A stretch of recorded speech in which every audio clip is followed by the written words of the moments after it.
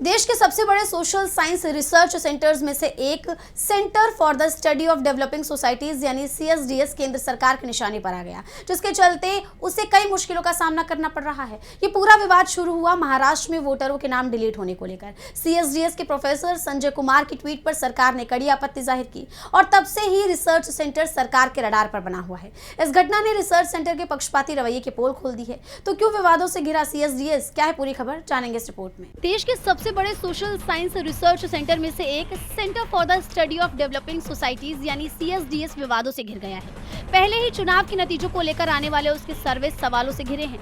कई बार उसके चुनावी आंकड़े सरकार के हित को साधते हुए नजर आते हैं। ऐसे में उसकी निष्पक्षता हमेशा ही सवालों में रही, लेकिन अब ये रिसर्च सेंटर मोदी सरकार के ही निशाने पर आ गया। सरकार ने उसकी फंडिंग में भारी कटौती कर दी है और उस पर Indian council of social science research यानी ICSSR, जो शिक्षा मंत्रालय के अंतर्गत आता है, उससे मिलने वाले ग्रांट खोने का खतरा भी मंडराने लगा है। यहाँ गौर करने वाली बात यह है कि इसके ग्रांट से CSDS की इनकम का 83% से ज्यादा हिस्सा आता था।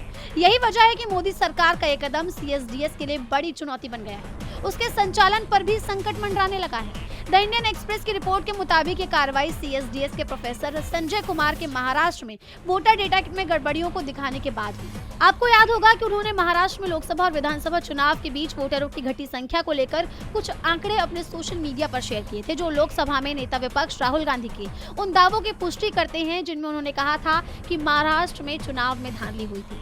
हालांकि इसको लेकर बाद में संजय कुमार ने खुद कहा था कि ये गलती रीडिंग की थी, इसके लिए माफी भी मांगी थी। और अब जब सरकार की तरफ से CSDS के फंड में कटौती के दावे किए जा रहे हैं तो सवालों की कड़ी बढ़ती जा रही है। इसको लेकर वरिष्ठ पत्रकार प्रशांत टंडन ने एक्स पर पोस्ट किया, CSDS के संजय कुमार से भक्ति में जरा सी चूक हो गई थी, सजा तो मिलनी थी। CSDS की अपनी आय का इनकम 83% सरकार से आता था। इसीलिए संजय कुमार जब चुनाव एक्सपर्ट बनकर गोदी मीडिया में आते तो डेटा को बीजेपी के पक्ष में रंगते पोतते। तो साफ है कि अब CSDS की निष्पक्षता अब तार तार हो गई है। साथ ही ये भी सामने आ गया कि कैसे बीजेपी इन संस्थानों के जरिए जनता को गुमराह करने का काम करती है। बहरहाल इस मामले में आगे क्या निकलकर सामने आता है, ये देखना होगा। DB लाइव की रिपोर्ट।